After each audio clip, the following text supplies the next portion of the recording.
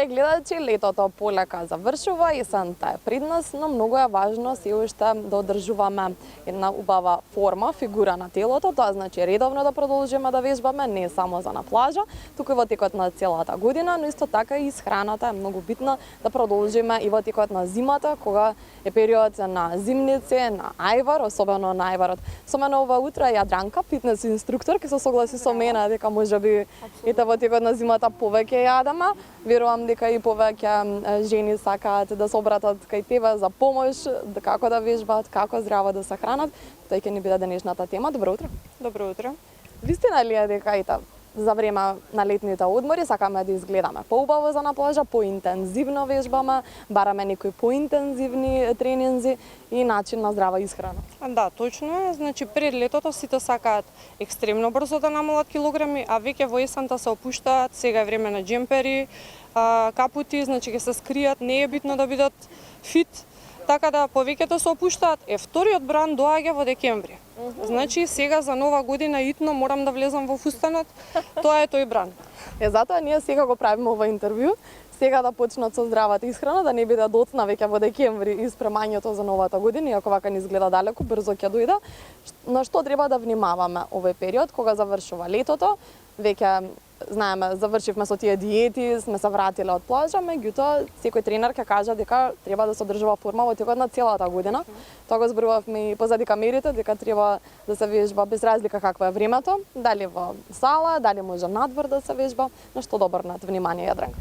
Па треба да обрнат внимание на тоа првенствено да не се опуштат премногу, еве конкретно ајварот го спомна со леп.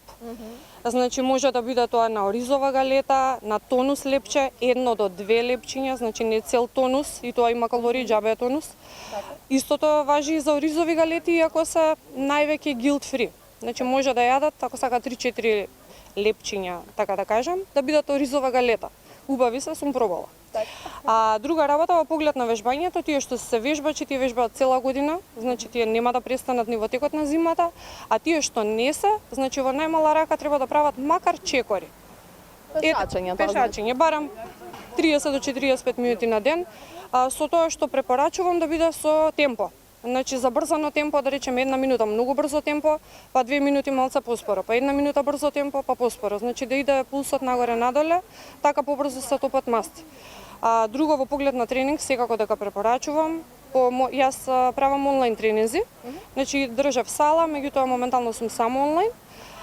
Тренинзите се 10 до 15 минути, супер интензивни. Значи сите мислат дека кога ќе им кажам 10-15 минути, супер, ќе се извежбаат полека, лагано, а уствари се многу интензивни, пошто се кратки. Така да може да вежбаат од дома, може ако сакаат да вежбаат некаде надвор, препорачувам секогаш теретана, според мене најдобар тренинг. Кросфит е добар тренинг, одење до водно, до средно, до врв, кој како сака. Битно да барем 3 пати неделно да има некоја активност, а ако сакаат да ослабат и да е само со чекори, тогаш секој ден. И сега споменавме исхраната, рековме период на ајвар. Сме ли да се јаде, не сме да се јаде. Кога е Либотово прашање, рече 1 парче е доволно, меѓутоа дали 1 парче за доручак зборуваме, за ручак или за вечера? Секогаш нели е дилемата што да се доручкува, на колку време да има пауза од еден оброк до друг, каква да биде ужината, бидејќи нели сакаме малку благо да каснеме, па дали благото ќе ни накачи килограми или сепак на телото му треба и малку шеќер? Па зависи какво благо. Јас реално без благо не можам, значи јас јадам благо и луѓето на мојата програма имаат благо.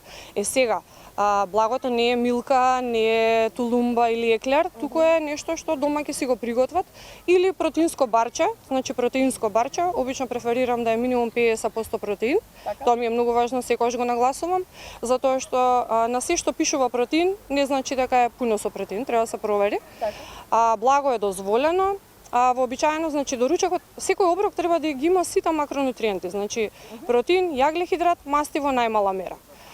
Сега конкретно за ајварот, еве може да го јадат за доручак, иако верувам дека повеќето сакаат да го јадат навечер кога ќе се седнат пред телевизор.